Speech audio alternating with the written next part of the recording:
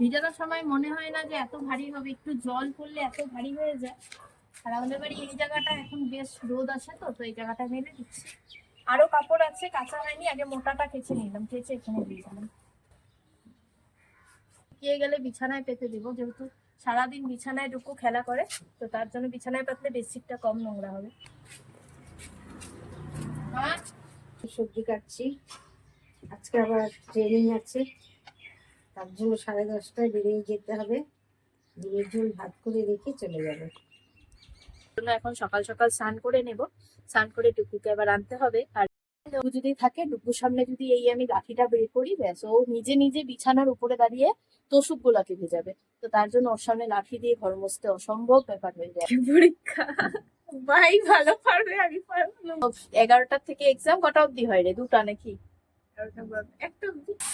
আজকে হচ্ছে আমাদের বাড়িতে আন্ডা।